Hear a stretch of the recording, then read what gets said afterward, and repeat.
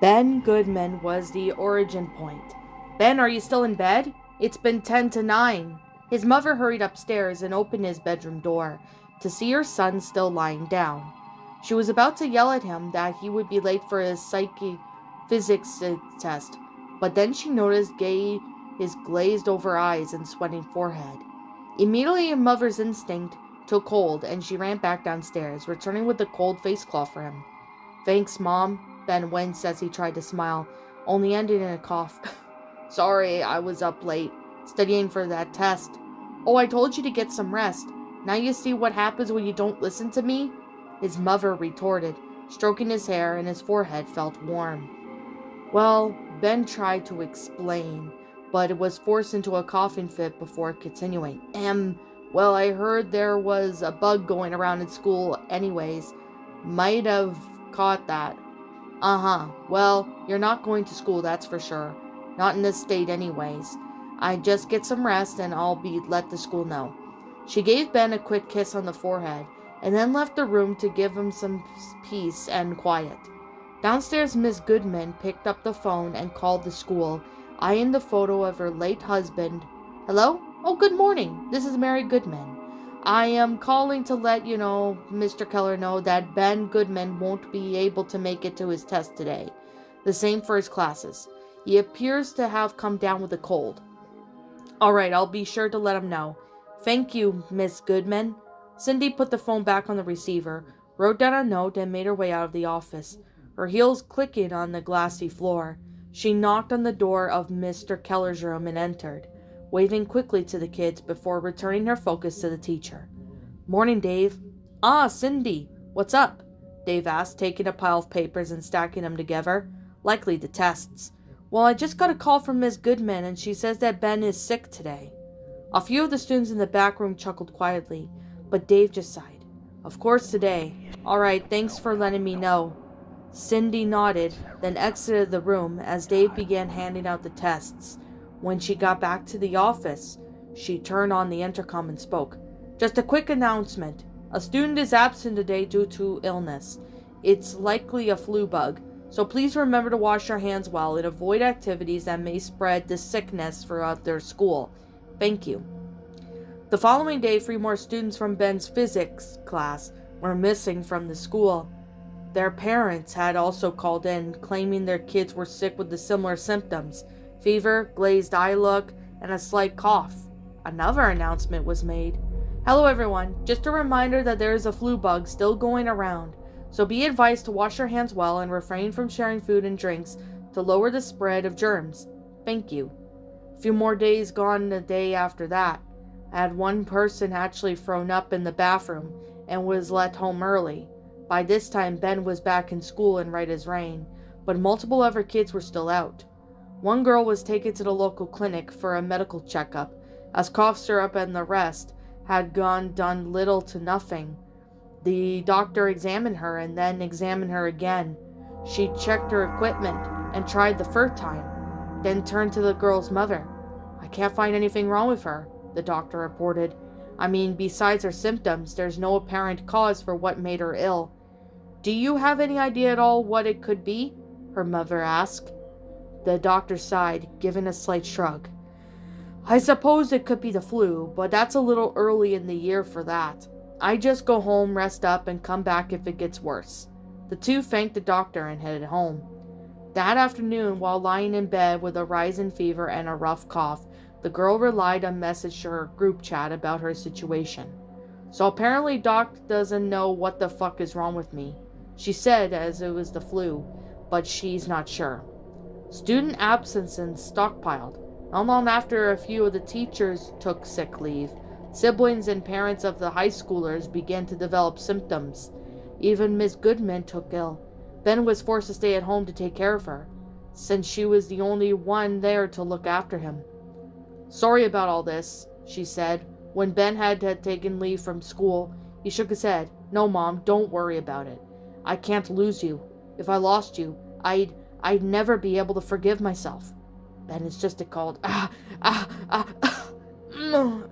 Not going to be so dramatic over it.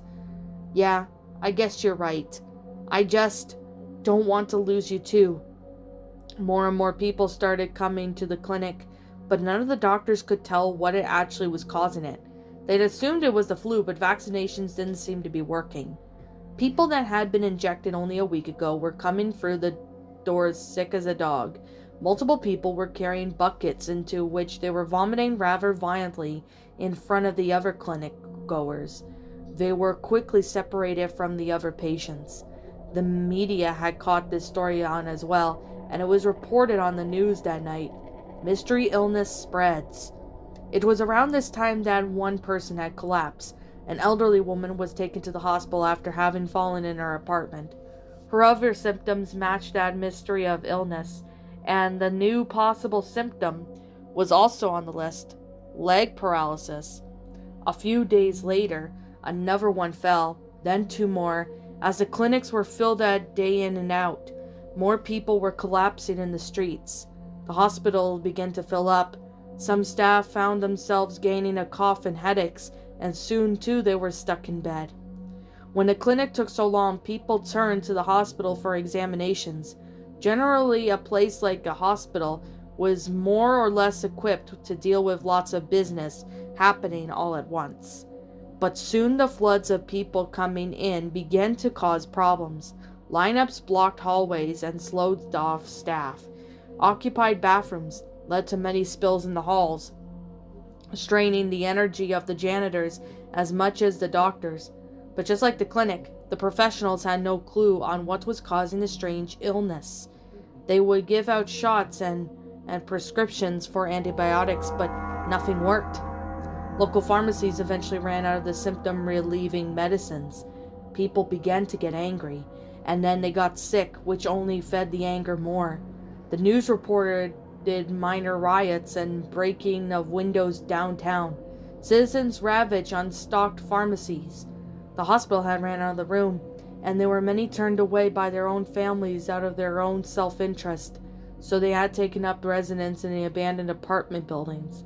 Unfortunately, the medical staff in the area had their hands full with the full hospital and clinic, so the ill were simply left in that building, alone without aid to suffer. Doctors began to get extremely worried about the crisis on hand. Finding the chance to break and get together, 3 doctors had a meeting to discuss the situation. "Look, we're already running low on manpower. Staff is getting infected left, right, and by this ghost illness," the first had said. "Ghost illness? What kind of ridiculous name is that?" the second asked. "It's what the patients have been calling it. The news, too. I don't suppose this happened to have a better name? Real scientific nomenclature for whatever the fuck is affecting these people?" the first replied, aggression rising in his voice. "The name isn't the problem. The problem is the disease. Nothing is working. We need a new strategy before the CDC has to get involved," the third doctor said. "Otherwise, we're going to have a Black Death on our hands pretty soon." The first doctor went to respond, but the 3 of them had to shovel up against the wall. A patient was being rolled down the hallway, and as she passed, they got a clear look at her nearly lifeless eyes. The first doctor turned again to the third. "Don't joke about that. We're almost out of this conventional treatments. So maybe you two want to pull your heads out of your asses and think of something?" The second took a step forward fuming, but the third held him back. "There's always an option. When you have an illness and you can't understand, make a cure that doesn't exist." They began prescribing out little blue capsules to all the infected and instructed them to take 2 a day. What the patients were unaware was that the pills were merely placebos. When they all had failed, the only option was to try and trick their bodies into thinking they were getting better. No results were expected on the first day. On day 4, doctors checked on the placebo-prescribed patients and found no improvement. A few of them had begun to swell at various parts of their bodies. Inflammation was also added to the list of symptoms. 10 days passed and none of the patients showed signs of improvement. The news continued on and on every day, keeping people up to date with new developments on the disease. "New ghost illness treatment a failure" was the headline of the day. Hearing about the failure of the placebos, words spread online about the illness. A cloud of unease hung over the populace. There was even some reports coming in of it having spread to other cities. Only 3 days later, a patient in the hospital died. A cover-up was possible, as a family member had been visiting during the time of the patient's passing. It was all over the news that night, more than usual. First death from ghost illness. The doctors tried to explain that there was no certainty it had caused by the illness, but it was too late. The people's opinion had already been made. This disease was lethal. Damage control having failed, panic spread like wildfire among the afflicted. Many of those confined with their rooms tend to escape. Most grabbed by wheelchairs, but desperate crawled, taking the risk of being trampled by the frenzied mobs. The PA system was drowned out by the screams of the populace as they rushed out of the front entrance in an attempt to find their ways home. Many members of the hospital staff abandoned their posts during their mass escape, and the few that remained there could hear the echoes of screams, and when they realized it just wasn't in their head, they rushed to the room the source from. Sitting in the bed was a young woman, moving her hands around the air, her voice growing raspy and grated from the strain in her throat. When asked what was wrong, she jumped for a moment and then answered quietly, I can't see. I can't see. Soon after, more people started to die since they weren't nearly as busy with actual treating all the patients. Doctors would perform an autopsy on the corpses and the afflicted, making sure to take all the extra precautions. Each one revealed the cause of death to simply be from their heart attacks. Doctors were completely and utterly baffled as to what was happening. Some minds were even broken. One couldn't take the pressure anymore. His body was found in the river. The call to the CDC was made, but it was too late. The headlines of "Ghost Illness Claims 500 Lives" scrolled across LED screens as people took the streets in the panic. Some tried to escape from the city. Others were rotting in anger of the government's lack of response. A building burned to the ground and charred corpses fell from the windows. People afflicted by the illness continued to die of the heart attacks. The illness entered its 4th week. As the populace roamed the streets, Ben headed to a part of town, enforced by what remained of the local police. Beads of sweat slid down his face as he gazed up upon the ill. Just find the pharmacy and get back home. Mom needs you. They gotta have it. Otherwise Mom will... The thud of collapsing body beside him threw Ben out of his thoughts. His heart beat harder, repeating the sound of the bodies fall over his chest. His nerves already haven't been on end. He dropped to his hands and knees, crying out to the pavement. It was me. I did this. Someone, anyone, please forgive me. A few gave the boy some looks, but most continued on their days, their eyes glazed and dead. Continuing to blubber, Ben looked up to the sky and his voice hardly whispered now. I never wanted this. We never planned for this, but oh God, we were just skipping. I faked first, and then my friends pretended to catch it. This isn't what I wanted. Government vehicles eventually arrived, and the crisis teams were led out on the streets. They wandered the silent city, armored in full hazmat wear, and armed with boxes of influenza vaccines. A soldier who traveled with the workers, toting the rifles in their arms and radios on their backs. A loudspeaker announcement was broadcast. Repeat, any remaining survivors of the ghost illness, please make yourselves known. We are here to help you. Come out slowly and make you known. We are armed, so don't take any sudden movements or attempt to attack. I repeat, please make yourselves known. Bodies riddled the avenues, skin melting off the corpses like cheese on a greasy pizza slice. One worker picked up a newspaper that had been blowing in the wind and read the headline, "Ghost Illness, the End?" Fluttered in the wind, the hospital was a disaster zone. Pills and plasma covered the floors alike. Patients rested internally on their beds, and white lab coats had become stained yellow and brown. In one back room, a pile of burnt corpses were found.